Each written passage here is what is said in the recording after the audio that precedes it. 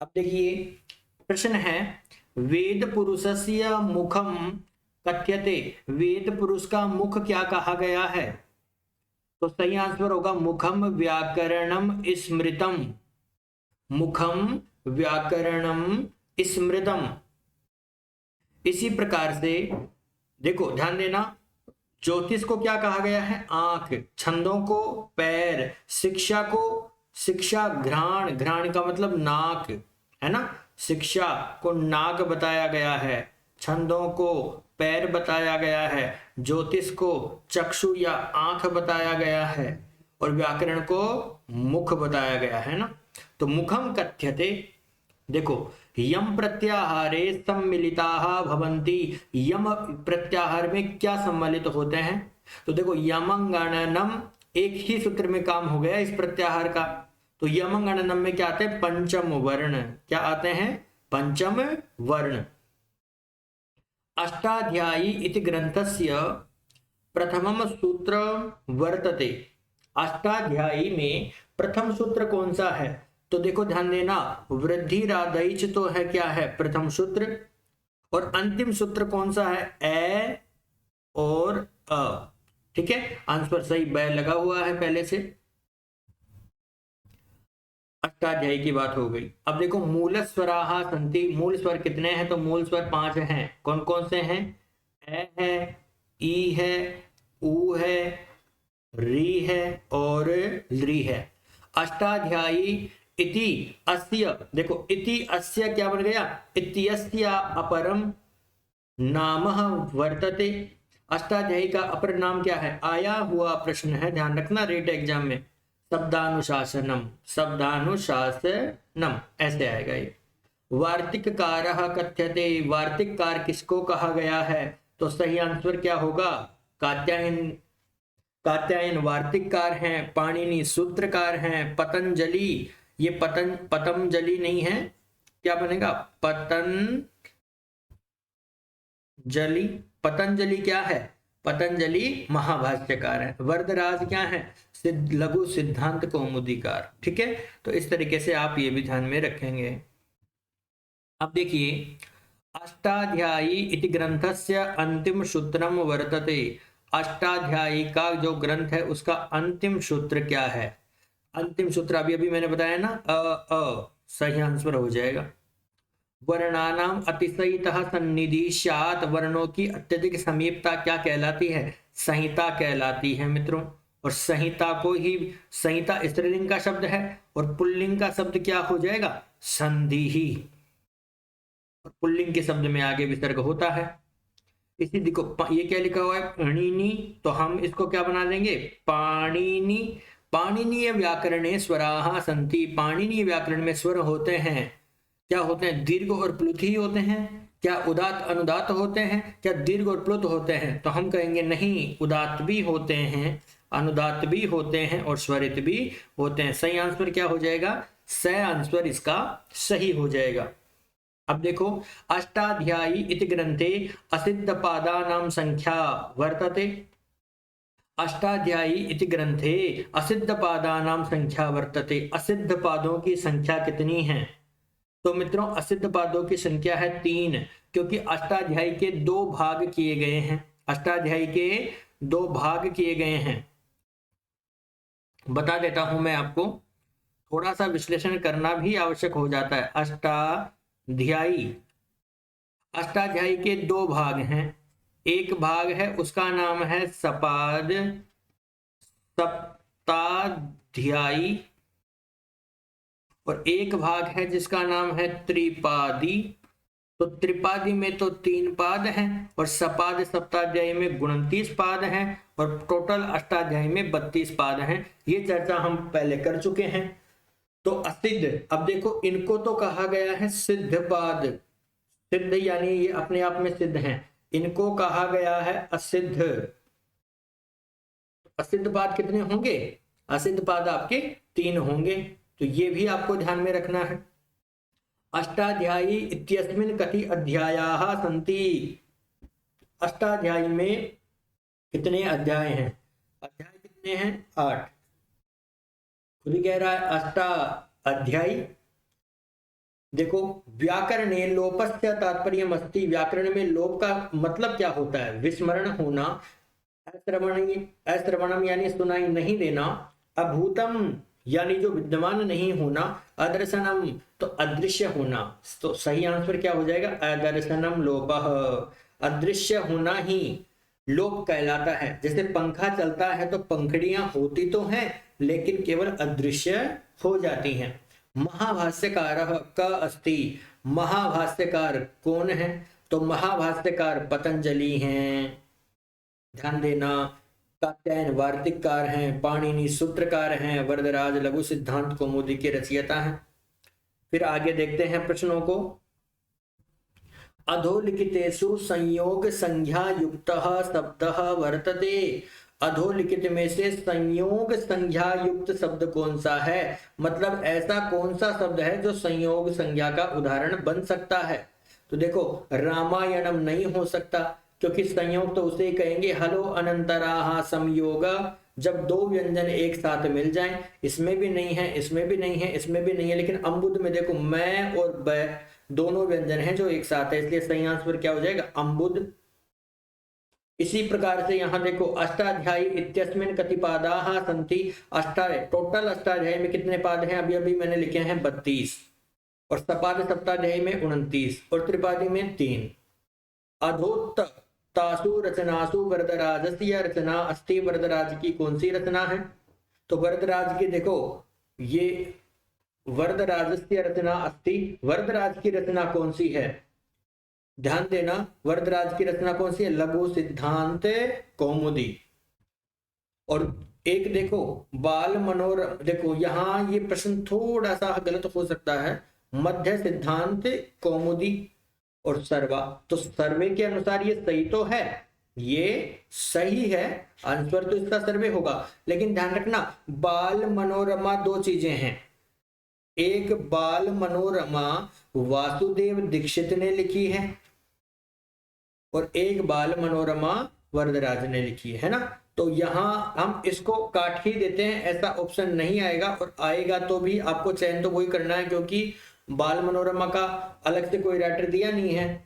बाकी हम ये कह सकते हैं कि वरदराज की सारी रचनाएं हैं, मध्य सिद्धांत भी उन्हीं की रचना है, ध्यान देना। लेकिन सिद्धांत कौमुदी भट्टोजी दीक्षित की रचना है, और बाल मनोरमा एक जो है, दो हैं, बाल मनोरमा एक है वो वरदराज की लिखी हुई है, और एक बाल मनोरमा आपकी वासुदेव दीक्षित की लिखी हुई है ना।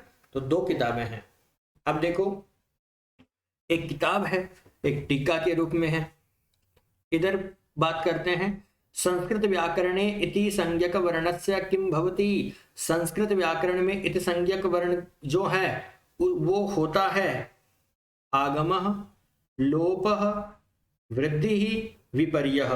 तो संस्कृत व्याकरण में इत संज्ञक वर्णों का क्या होता है? लोप होता है। क्या होता है मित्रों? लोप होता है। जैसे इमेजिन दैट, मैं आपको बता दूं, हमने कोई भी उदाहरण लिया, कोई भी उदाहरण, जैसे मान लो हमने बिल्कुल सरल उदाहरण लिया, देव प्लस आलय। अब आप खुद देखो, वह में क्या है? ए, आगे क्या है? ए। तो देवालय में ये ए और ए, ये दोनों क्या है? इत संज्ञक वर्ण। क्या है? इत संज्ञक वर्ण है मित्रों, इत संज्ञक वर्ण है।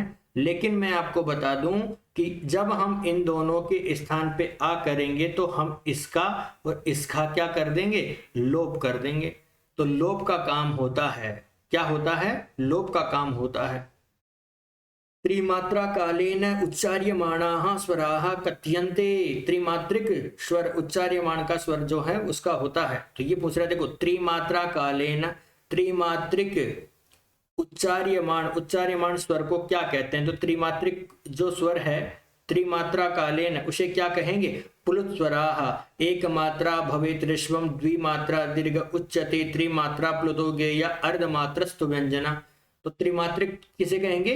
प्लुत को त्रिमात्रिक कहेंगे। मंडू की आवाज वाला जो है उसे हम त्रिमात्रिक कहेंगे। अब देखो, ई इति स्वर अस्ति ही, ई ये स्वर है, कौन सा है? उदात्त है, अनुदात्त है, स्वरित है, या त्रयः? अब ध्यान देना, ई इति स्वरः अस्ति, ई स्वर कैसा है, उदात है, अनुदात है। अब देखो नीचे आडी रेखा है, ध्यान देना, तो आडी नीचे रेखा होती है तो अनुदात होता है, बिना चिन्ह वाला उदात होता है, और ऊपर खड़ी रेखा हो तो स्वरित होता है। तालवादिषु स्थानेषु मध्य भागे निष्पन्नः, तालु आदि स्थानों के मध्य भाग से निष्पन्न स्वर को क्या कहते हैं, तो ऊपरी भाग वाले को उदात, नीचे वाले को अनुदात और मध्य भाग वाले को स्वरित कहते हैं। कादयो मावसान वर्णाः भवन्ति, कादयो मावसान वर्ण कौन से होते हैं, अब ये 25 तो बता नहीं रहा, तो हमें क्या कहेंगे, स्पृष्टाः, स्पर्श वर्णों को ही कहते हैं, क्योंकि ईषद स्पृष्ट में तो अंतस्थ आते हैं, विवृत में स्वर आते हैं, ईषद विवृत में ऊष्म वर्ण आते हैं। इसी प्रकार से यहां हम बात करें मिश्रित स्वरो अस्ति, मिश्रित स्वर कौन सा है, तो मिश्रित स्वर इनमें है ओ। क्यों है, क्योंकि ए प्लस उ और गुण संधि के नियम से बनता है ओ।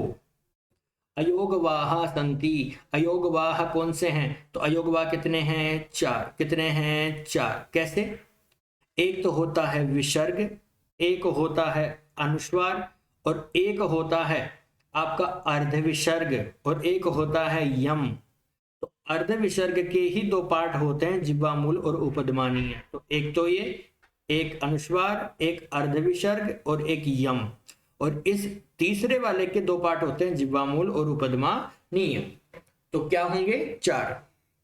द्विवर्णस्य कति भेदाः, द्विवर्ण के कितने भेद हैं, 12 भेदाः। क्यों, क्योंकि दृ का कौन सा नहीं होता, दृ का दीर्घ नहीं होता, तो रस्व के 6, दीर्घ के 6 और प्लुत के 6, तो दीर्घ नहीं होता इसलिए 6 कम हो जाएंगे, 6 कम हो जाएंगे तो 6 + 6 कितने होंगे, 12 वर्ण।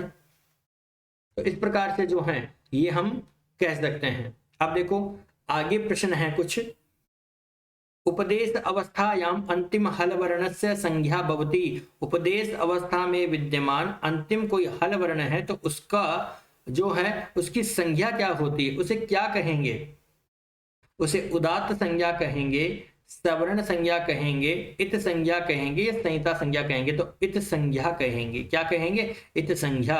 उपदेश अवस्था में है, अंतिम है और हल है, तो उसकी इत संज्ञा कही गई है। कैसे कही गई है मित्रों, तो ध्यान देना, कोई भी जैसे सूत्र है, जैसे माहेश्वरी सूत्रों को ले लो, अ ई ऊ ण, अब ये सूत्र है ना, तो उपदेश अवस्था में है तो अंतिम वर्ण हल वर्ण को का क्या नाम निकालते हैं हम, इत संज्ञक।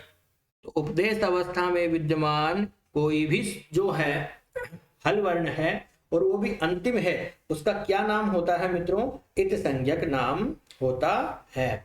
तो ये आपको ध्यान में रखना है। झ वर्णस्य आभ्यंतर प्रयत्नो अस्ति ही, झ वर्ण का आभ्यंतर प्रयत्न क्या है, तो झ वर्ण का आभ्यंतर प्रयत्न क्या होगा, आभ्यंतर का मतलब 5 वालों में से कौन सा होगा, तो झ कौन सा है, स्पृष्ट है, इसलिए क्या हो जाएगा, स्पृष्ट हो जाएगा। इधर देखो, उदात्त अनुदातत्वे वर्ण धर्मो समायिते यस्मिन् शौच समारियेते यस्मिन् शौच किम संयम शात। अभी समझ में नहीं आ रहा आप लोगों के, तो ये कह रहा है कि उदात और अनुदात में वर्ण धर्मों में समाहित यस्मिन् शौचम किम संज्ञासात, मतलब उदात और अनुदात का जो मिश्रित रूप होता है ना मित्रों, उसको क्या कहते हैं, ये पूछ रहा है। तो क्या कहोगे, उदात और अनुदात के मिश्रित रूप को क्या कहते हैं, इसे हम स्वरित संज्ञा कहते हैं। ठीक है, माहेश्वर सूत्रेषु है इति वर्णस्य द्विवारं प्रयोगः किमर्थम क्रियते, माहेश्वरी सूत्रों में हकार का 2 बार प्रयोग क्यों किया गया है मित्रों, तो आपका आंसर होना चाहिए, देखो, अल प्रत्याहारे है वर्णस्य गणनार्थम, अल प्रत्याहार में है को लाने के लिए, या अट प्रत्याहार में है को लाने के लिए, या अट और अल प्रत्याहार में है वर्ण को लाने के लिए। तो सही आंसर क्या होगा, अट और अल प्रत्याहार में ही पाणिनि को आवश्यकता हो गई थी है लाने की, इसलिए कार्य किया गया है। अब देखो ज्ञ इति वर्णाकयोः वर्णयोः संयुक्त रूपम अस्ति। ज्ञ में कौन कौन से संयुक्त वर्ण हैं मित्रों, ध्यान देना, यहाँ चिन्ह लगा हुआ है, मतलब ए की तो बात करनी ही नहीं है। अब देखो ग और या, ज और या, ग और या, ज और या, तो सही क्या होगा, ज्या और या, और बनेगा क्या, ज्या। इसका सही उच्चारण क्या होगा, ज्या। जैसे आपने देखा होगा पहले के जो विद्वान होते थे वो कैसे बोलते थे, ज्ञान विज्ञान। हम तो बोलते हैं ज्ञान विज्ञान, वो क्या बोलते थे, ज्ञान विज्ञान, और शुद्ध वो ही है, क्योंकि इसका उच्चारण क्या है, जय, और इसका उच्चारण क्या है, इय। इसी प्रकार से मित्रों आगे देखो, अंतस्थ वर्णानाम बाह्य प्रयत्नो नास्ति ही। अंतस्थ वर्णों में बाह्य प्रयत्न जो है वो कौन सा है, बाह्य प्रयत्न नहीं है, ये पूछ रहा है। अंतस्थ वर्णों में बाह्य प्रयत्न नहीं है, तो अंतस्थ वर्णों में बाह्य प्रयत्न कौन सा नहीं है। देखो अंतस्थ वर्ण का मतलब ये पूछ रहा है हमें य व र के बारे में, तो समझो सूत्र को, य व र और ल, इनके बारे में पूछ रहा है कि इनका कौन सा नहीं होता। तो इनका अल्प प्राण तो होता है, संवार इसका होता है, घोष इनका होता है, लेकिन विवार, विवार तो वर्गों के 1 2 और स का होता है, इसलिए सही आंसर क्या हो जाएगा, विवार। सही आंसर क्या हो जाएगा मित्रों, विवार इसका सही आंसर हो जाएगा। अब देखो, सुप्तिगंतम भवति, सुप्तिगंतम, सही आंसर क्या हो जाएगा, सुप्तिगंतम पदम। सूत्र तो यही है, नासिकयाः उच्चार्यमाणः वर्णः अस्ति, नासिकयाः उच्चार्यमाणः वर्णः अस्ति। सही आंसर क्या हो जाएगा, ंग। क्या हो जाएगा, ंग। क्यों, क्योंकि देखो ये कह रहा है कि नासिका की सहायता से उत्पन्न, तो ये सब नासिके तो है नहीं, नासिका कौन सा, यमंगणनम, और ये ड नहीं है मित्रों। ड तो ऐसा होता है, ये तो क वाली लाइन का 5वां है, जैसे शरीर के अंग हम बोलते हैं ना, तो क ख ग घ ङ वो वाला वर्ण है। अयोगवाह नास्ति ही, अयोगवाह नहीं है, अनुस्वार होता है, विसर्ग होता है, उपध्मानीय होता है, लेकिन स्वर थोड़ी होते हैं। सही आंसर क्या हो जाएगा, स्वराः। दंतोष्ठम कस्य वर्णस्य उच्चार्य उच्चारण स्थानम अस्ति ही। दंतोष्ठ किसका उच्चारण स्थान होता है, तो वकारस्य दंतोष्ठम, किसका होगा, वकारस्य दंतोष्ठम। अब देखो, अधोत्तेषु रस्वस्वराः नास्ति, निम्नलिखित में से रस्वस्वर नास्ति, अस्ति और नास्ति का फर्क देखना। नहीं पूछ रहा है कि निम्नलिखित में से रस्वस्वर कौन सा नहीं है, ये तो है, ये भी है, ये भी है, लेकिन रस्व स्वरों में ये नहीं है, ये तो संयुक्त स्वर है। अघोषः अस्ति, अघोषः अस्ति, अघोषः अस्ति। अघोष वर्ण कौन से हैं, अघोष वर्ण आपके हैं, अघोष वर्ण अस्ति। देखो अघोष वर्ण कौन से हैं, तो खर प्रत्याहार को ही अघोष वर्ण कहते हैं, क्योंकि खर में क्या आ जाता है, वर्गों के 1, वर्गों के 2 और तीनों प्रकार के से और श, इनको क्या कहते हैं, अघोष में आने वाले वर्ण। और इनके लिए एक भाषा में हम कहें तो क्या कह सकते हैं, खर। क्या कह सकते हैं, खर हम कह सकते हैं। अब देखो, है वर्णस्योच्चारणम स्थानम वर्तते, है वर्णस्योच्चारणम स्थानम वर्तते। ये कह रहा है कि है वर्ण का उच्चारण स्थान क्या होगा, तो अकुह विसर्जनीयानाम कंठः। य वर्णस्य उच्चारण स्थानम वर्तते, तो इचु यसानाम तालु। ग वर्णस्य उच्चारण स्थानम अस्ति, अको विसर्जनीयानाम कंठः। यण प्रत्याहारे सम्मिलिताः सन्ति, यण प्रत्याहार में सम्मिलित होते हैं, अंतस्थ वर्ण होते हैं, क्योंकि उसमों के लिए तो कौन सा प्रत्याहार है, सल। स्वरों के लिए कौन सा प्रत्याहार है, अच। व्यंजनों के लिए कौन सा प्रत्याहार है, हल। लेकिन इनके लिए कौन सा है, यण। अधोत्तेषु अधोदत्तेषु अल्प प्राण वर्णाः नास्ति ही, अधोदत्तेषु अल्प प्राण वर्णः नास्ति। अल्प प्राण में कौन सा नहीं है, देखो अल्प प्राण में क होता है, च होता है, त होता है, लेकिन भ ये तो चतुर्थ है, और चतुर्थ का तो महाप्राण होता है। मैंने बहुत अच्छे तरीके से बताया है आपको। अब देखो, अधोत्तेषु घोषवर्णः नास्ति ही, क्या है? अधोत्तेषु घोषवर्णः नास्ति, ये क्या कहता है कि घोष वर्ण कौन से हैं? अधोत्तेषु घोषवर्णः नास्ति, घोष वर्ण कौन सा नहीं है? अब घोष का मतलब संवारनाद घोष। अब संवारनाद घोष की बात हो रही तो 1, 3 और 5, अब घोष वर्ण की बात हो रही है ना, तो 3, 4 और 5, तो 3, 4, 5 में से नहीं है। देखो तीसरा है, चौथा है, पांचवा, मतलब ये नहीं है, क्योंकि ये तो किसका है? अघोष का है, इसलिए सही आंसर क्या हो जाएगा? ख। अब देखो औ वर्णस्य उच्चारणम स्थानम वर्तते, औ वर्णस्य उच्चारण स्थानम वर्तते, औ वर्ण का उच्चारण स्थान क्या होगा? आंसर है सही स। क्या बनेगा? कंठोष्ठम। क्या बनेगा? कंठोष्ठम। क्या बनेगा? कंठोष्ठम।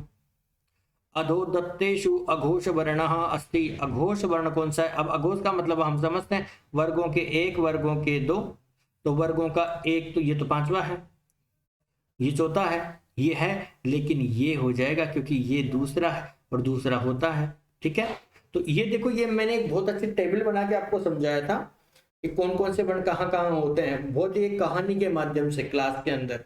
आप अगर नहीं देखे हो तो देखना आप जरूर, आप बहुत आसानी से कर दोगे। अधोदत्तेषु विपरीत वर्णाः अस्ति ही, अधोदत्तेषु विपरीत वर्णः अस्ति, विपरीत वर्ण, तो विपरीत पूछ रहा है, विपरीत क्या है? तो देखो ये तो सारे व्यंजन हैं, लेकिन ये स्वर है और स्वर का ही तो विपरीत होता है। ऐ वर्णस्य उच्चारण स्थानं वर्तते, ऐ का कंठः तालु, एदयितोः कंठः तालुः। अब देखो लृ वर्णस्य उच्चारण स्थानं वर्तते, लृ वर्ण का उच्चारण स्थान कौन सा होगा? तो लृदु लसानां दन्ताः। र वर्ण से उच्चारण स्थानम वर्तते, र वर्ण का, और र वर्ण को क्या बोलते हैं? रेफ। र वर्ण को क्या बोलते हैं? रेफ भी बोलते हैं। इसमें र, यहां लिख देता हूं, क्या हो गया?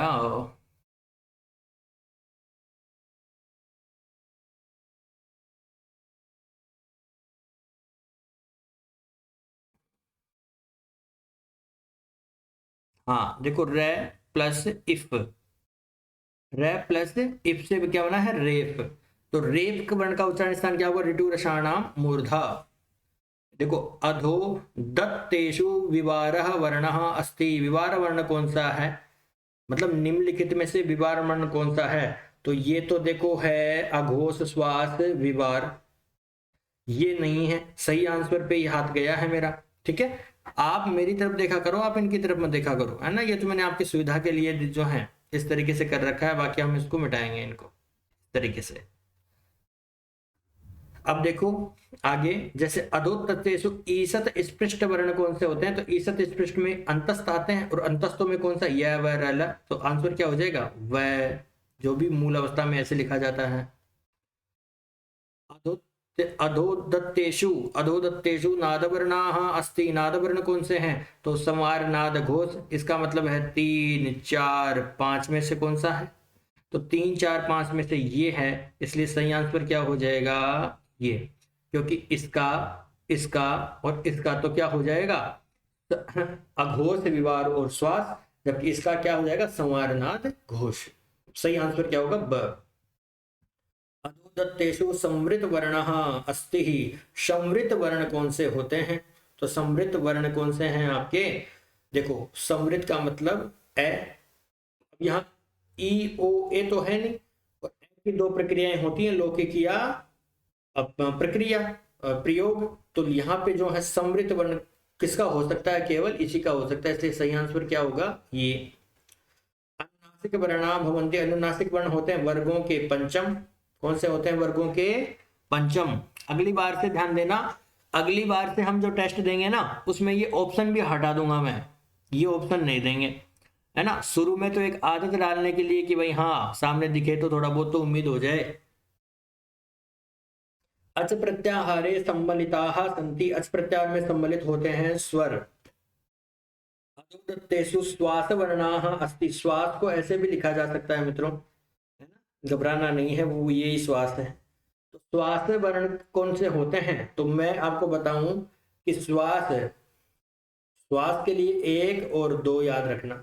तो ये तो देखो चौथा है ना, ये कौन सा है, दूसरा है, ये कौन सा है, पहला है, और ये कौन सा। अब देखो ये क्या पूछ रहा है, नास्ति, मतलब ये भी है, ये भी है, ये भी है, क्योंकि ये दूसरा है, ये पहले है, लेकिन ये नहीं है, इसलिए सही आंसर कौन सा हो जाएगा, ये। मतलब आपको अस्ति और नास्ति का फर्क भी देखना है।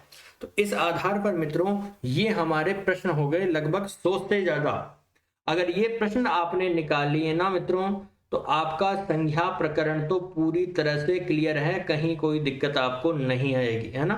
तो अब आपको क्या करना है, आपको जो मैंने टेस्ट पेपर दिया, पहले तो आपको मेरे जो है यहाँ प्लेटफॉर्म पे भी चल रहा है, ऑफलाइन भी चल रहा है, सारी चीजें हैं। तो आप क्लास में ऑनलाइन या ऑफलाइन जहां भी पढ़ रहे हो मेरे से, तो वो तो आप मैटर देख ही रहे हो, और उस मैटर के साथ में आप ये टेस्ट सीरीज भी आप देखते रहेंगे, तो आपको मैं वादा करता हूं कि आप कहीं संस्कृत में मात नहीं खाएंगे। क्यों?